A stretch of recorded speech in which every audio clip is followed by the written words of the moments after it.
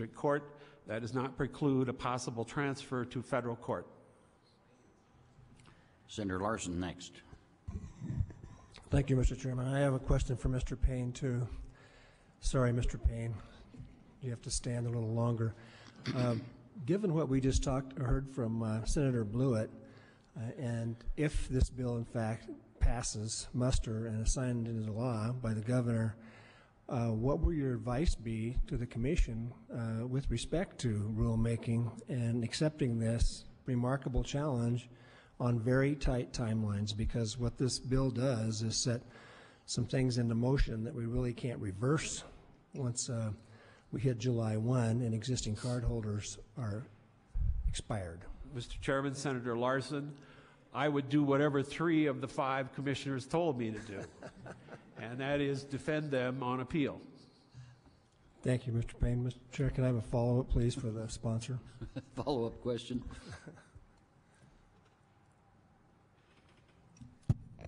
Mr. Chairman, Senator Larsen.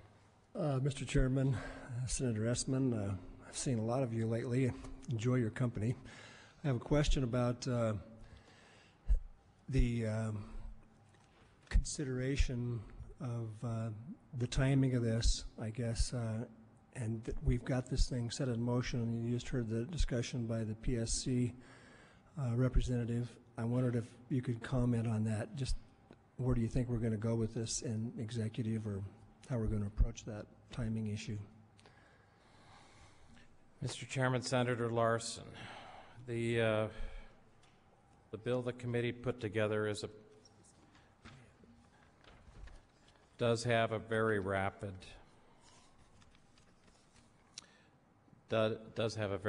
transition schedule.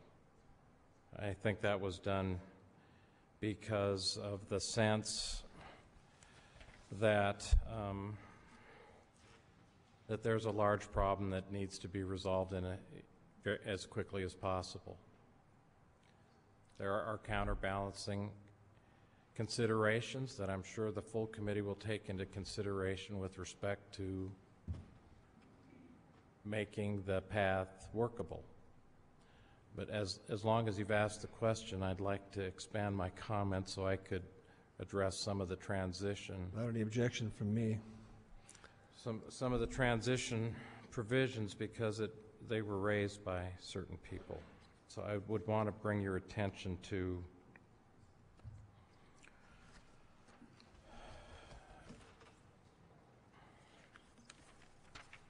Section 57, the transition schedule, and we'll go to page 48.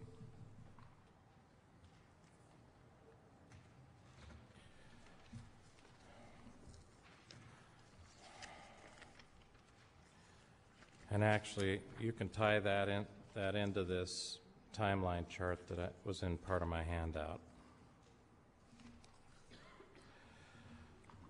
The transition schedule was designed as follows.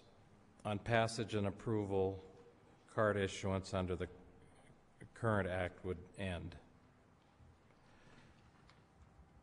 As drafted, the bill provides that starting June 1, cards could again be issued by the department to registered cardholder applicants who meet the qualifications. It provides for a reissuance of all cards that were for specific maladies under existing statutes. That's existing cardholders. With respect to the cardholders, of which there are over 27,000 now for chronic or pain qualifications, that provides a 90-day period for them to reapply, assuming that they have a bona fide professional doctor-patient relationship. Now, that relationship has to be at least 6 months long and at least 4 visits. That does not mean that the 4 visits have to be within the immediately preceding 6-month period. They could have a relationship of multiple years with 4 visits over a multiple year period. The the bill as drafted also creates a definition for a referral physician to handle that situation where the primary care physician may not wish to register, not wish to certify the patient themselves, but is willing to refer it to another physician who is willing to make that certification. And with that kind of referring relationship, the 4 visits and 6-month requirement would also be met.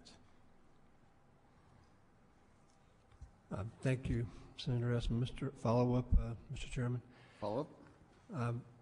Senator Essman, I'm glad you expanded on that. I thought I heard a lot of confusion or misinformation or misunderstanding among people who have testified here, and I think the public could really appreciate your explanation.